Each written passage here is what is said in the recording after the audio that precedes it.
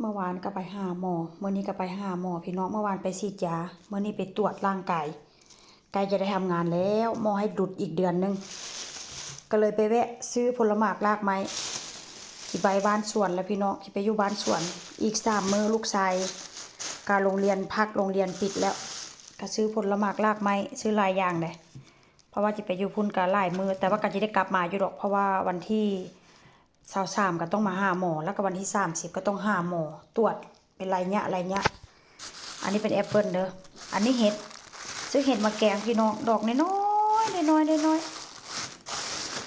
ม่ดอกน้อยๆซะที่ซื้อมาแกงแล้วก็ที่ทอดให้พวกกินมื้อแลงกินกับเนื้อหมูอันนี้เวลาสุกแล้วแช่ตู้เย็นกินแซ่บหวานจ้อยๆแต่ว่าอันนี้เป็นส้มเดี๋ยวจะมาคั้นส้มนี่นะอันนี้ก็ส้มจะมาคั้นเอาน้ำมันอันนี้ก็จะเป็นหัวหอมเป็นมันฝรั่งอันนี้ก็เป็นบวบสเปนพอดีละแกงใส่เห็ดนี่นะอ่อนผักอ่อนแน่มักแตงพี่น้องโลนึง30จักบาทนี่31 บาทนี่แหละต่อกิโลนึงนี่สด